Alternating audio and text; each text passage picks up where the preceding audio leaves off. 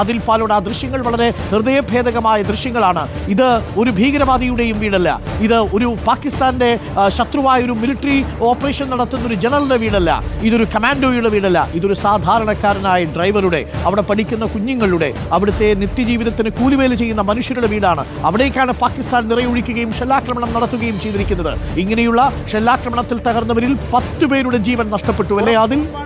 അരുൺകുമാർ, വളരെ പ്രധാനപ്പെട്ട കാര്യം ഈ ഷെല്ലിന്റെ തീവ്രത നമ്മൾ കാണുമ്പോൾ ഈ ചുമര് കണ്ടാൽ അറിയാം. ഈ ചുമരിന്റെ ഈ സിമന്റിന്റെ ഭാഗം ഇളകിപ്പോയിരിക്കുകയാണ്. ഷെല്ലിന്റെ ഒരു ചീളേറ്റ് മുകളിലേക്ക് നോക്കിയാൽ ആ ഭാഗത്തും ഈ ഷെല്ലിന്റെ ആ ഒരു കാഠിന്യത്തിൽ, അതിന്റെ പ്രത്യാഘാതത്തിൽ തകർന്നു പോയ വീടിന്റെ ചുമരുകളാണ്. ഇവിടുത്തെ ഗ്ലാസുകളാകെ, ഇവിടെയൊക്കെ നടക്കാൻ ബുദ്ധിമുട്ടുണ്ട്, ഇതൊക്കെ തകർന്നു കിടക്കുകയാണ്. അവർ എത്ര പണം സ്വരുക്കൂട്ടി വാങ്ങിയതാകും. ഇവർ ഭീകരവാദികളല്ല. അരുൺ പറയുന്നത് പോലെ ഇവർ ഇന്ത്യക്കൊപ്പം നിൽക്കുന്നു എന്നൊറ്റ കാരണം കൊണ്ടാണ് ഇവർക്ക് നേരെ പാകിസ്ഥാൻ്റെ ഷെല്ലുകൾ വന്ന് പതിച്ചത്. ഇവിടെയും കാണാം തകര ഷീറ്റുകൾ തകർന്ന് കിടക്കുന്നതിൻ്റെ ദൃശ്യങ്ങൾ കാണാം. ഈ രൂപത്തിൽ ഇനി അടുത്ത സമീപത്തെ വീട്ടിലേക്ക് വന്നാൽ ഇവിടെയും സ്ഥിതി വ്യത്യസ്തമല്ല അരുൺകുമാർ. വളരെ ബുദ്ധിമുട്ടാണ്. ഇവിടെയുള്ള ആളുകളൊക്കെ മാറിപ്പോയിട്ടുണ്ട്. നമുക്ക് തൊടാൻ തന്നെ വയ്യ. ആ രൂപത്തിൽ വീട് മുഴുവൻ തകർന്നു. ഭാഗികമായി തകർന്ന വീടുകളുണ്ട്, പൂർണ്ണമായി തകർന്ന വീടുകളുണ്ട്. ആകെ 5 or 6 വീടുകൾ തകർന്നിട്ടുണ്ട് എന്നുള്ളതാണ് ഇപ്പോൾ നമ്മളിവിടെ വന്നപ്പോൾ പ്രദേശവാസികൾ പറയുന്നത്. അരുൺ, ഇത് കാണുമ്പോൾ വലിയ സങ്കടമാണ്. സലാമാബാദ് എന്നാൽ ഇനി മീറ്ററുകൾ മാത്രമാണ് പാകിസ്ഥാനിലേക്ക്, പാക് അധിനിവേശ കശ്മീരിലേക്ക് ഇനി ദൂരമുള്ളത്. നമുക്ക് പഴയ ആ ഭാഗത്തേക്ക് തന്നെ പോയാൽ ഇവിടെ ആകെ തകർന്നിരിക്കുകയാണ്. ഇതൊക്കെ ഈ ഭാഗത്ത് നിന്ന് വീട്ടിലേക്ക് കയറാൻ ചെയ്ത സംവിധാനങ്ങളൊക്കെ അതൊക്കെ മുഴുവനായും തകർന്നിരിക്കുന്നു. ഈ വീടുകൾ കാണുമ്പോൾ മുഴുവൻ തകർന്നു. ആദ്യമായിട്ടാണ് ഒരു യുദ്ധം സമയത്ത് നിന്ന് ഇത്തരം റിപ്പോർട്ടിങ്ങുകൾ നടത്തുന്നത്. വാർ റിപ്പോർട്ടിംഗ് നടത്തുമ്പോഴുള്ള വലിയ പരിശീലനമൊന്നും നമുക്ക് ആർക്കും തന്നെ ലഭിച്ചിട്ടില്ല. അതുകൊണ്ട് തന്നെ be careful Adil, be careful Manu. നമ്മളിപ്പോൾ പ്രേക്ഷകർക്ക് കാണിച്ചുകൊണ്ടിരിക്കുന്നത് നാഷണൽ എക്സ്ക്ലൂസീവായ ദൃശ്യങ്ങളാണ്. സലാമാബാദിൽ നിന്ന് ഒരു റീജിയണൽ മാധ്യമത്തിന്, ഒരു പ്രാദേശിക മലയാളം ചാനലിന് ഇതേപോലെ അതിർത്തിയിൽ പോയി ഇത്തരം വാർത്തകൾ റിപ്പോർട്ട് ചെയ്യുമ്പോൾ സ്വാഭാവികമായിട്ടും നമുക്ക് ഒരുപാട് മുൻകരുതലുകൾ എടുക്കണം. അവിടെ പൊട്ടാത്ത ഷെല്ലിന്റെ ബാക്കി ഭാഗങ്ങൾ, ഏതെങ്കിലും തരത്തിലുള്ള സ്ഫോടക വസ്തുക്കൾ, ആ വീടുകളിൽ ഇപ്പോൾ പാതി തുറന്നിരിക്കുന്ന ഗ്യാസ് സിലിണ്ടറുകൾ, ഇതൊക്കെ കാണാനുള്ള സാധ്യതയുണ്ട്. വളരെ അപകട മേഖലയാണ് ഇത് എന്നുള്ളതും അറിയണം. മാത്രവുമല്ല പാകിസ്ഥാൻ ഇപ്പോഴും ഷെല്ലാക്രമണം നിർത്തിയിട്ടില്ല എന്നുള്ളതും പ്രത്യേകം അറിയണം. ഇപ്പോഴും ഒരു ഷെല്ല് ഭയന്ന് ജീവിക്കുന്ന മനുഷ്യരാണ് അതിർത്തിയിലുള്ളത്. ആദിൽ പാലോട്. ഉറപ്പായും അങ്ങനെ തന്നെയാണ്. ഇതിന് സമീപത്ത് ബങ്കറുകളുണ്ട്.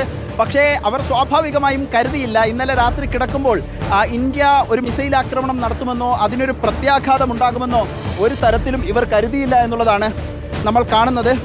രാത്രി കിടന്നുറങ്ങുന്നു.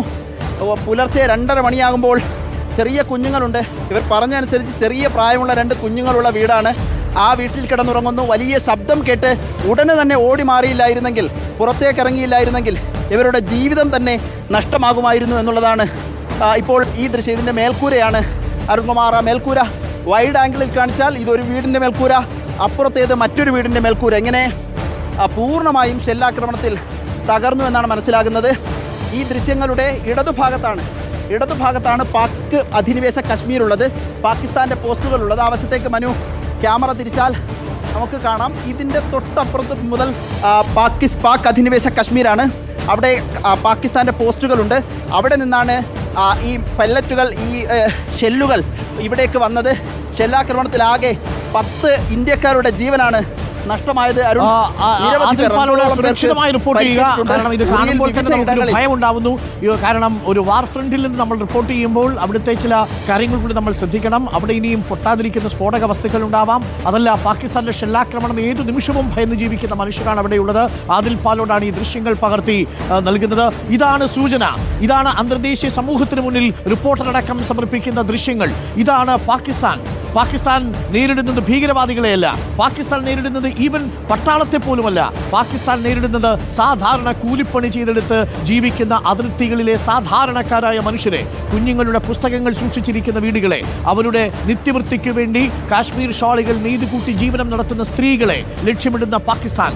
ഇതാണ്, കണ്ടോളൂ ലോകമേ, നിങ്ങൾ കാണണം പാകിസ്ഥാൻ ആരാണ്. പാകിസ്ഥാന്റെ ആക്രമണത്തിനിരയായ മനുഷ്യരുടെ വീടുകൾ ഇതാ തത്സമയം നമ്മൾ കാണിക്കുന്നു. ഇങ്ങനെയുള്ള വീടുകളിൽ കഴിഞ്ഞിരുന്ന 10 പേരുടെ ജീവനാണ് നമുക്ക് നഷ്ടപ്പെട്ടിരിക്കുന്നത്. ഇവരാരും ഒരു സായുധ കലാപത്തിന് പുറപ്പെട്ടവരല്ല. ഇവരാരും തന്നെ മിലിറ്ററിയുടെ ഓപ്പറേഷനിൽ പങ്കെടുക്കുന്നവരല്ല. ഇവർക്കാർക്കും ഏതെങ്കിലും പ്രത്യേക പരിശീലനം ലഭിച്ചവരല്ല. ഇവർ സാധാരണക്കാരായ മനുഷ്യരാണ്. ഇവർക്കു നേരെ ഷെല്ലാക്രമണം നടത്തുന്ന പാകിസ്ഥാനെ തുറന്നു കാട്ടുകയാണ് ഈ ദൃശ്യങ്ങൾ. നാഷണൽ എക്സ്ക്ലൂസീവ് ദൃശ്യങ്ങൾ ഇപ്പോൾ പ്രേക്ഷകരിലേക്ക് എത്തിച്ചുകൊണ്ടിരിക്കുന്നത് റിപ്പോർട്ടറിന്റെ ആദിൽ പാലോടും മനു ബാലകൃഷ്ണനുമാണ്. അത്യന്തം റിസ്കിയായ, അത്യന്തം അപകടം പിടിച്ച, അത്യന്തം ഭയപ്പെടുത്തുന്ന ദൃശ്യങ്ങളാണ് ഇത് എന്നത് പറയാതെ വയ്യ.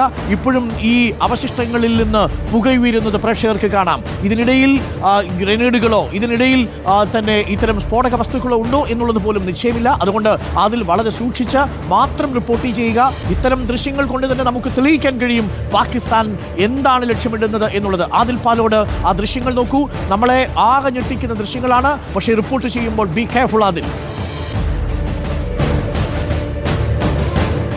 ഉറപ്പായും അരുൺകുമാർ, നമ്മൾ ഇവിടെ നിന്ന് കണ്ടതാണ്. ഇതാ ഒരു ഒരു ഒരു ബ്രേസ്ലെറ്റ് ആണ്. ഇവിടെ ചെറിയ കുഞ്ഞുങ്ങളുള്ളതാണ്. ഇവിടെ ചെറിയ ബ്രേസ്ലെറ്റ് കാണുകയാണ്. ഇത് കത്തിക്കരിഞ്ഞ് കിടക്കുന്നതാണ് ഇവിടെ നിന്ന് നമ്മൾ കണ്ടത്.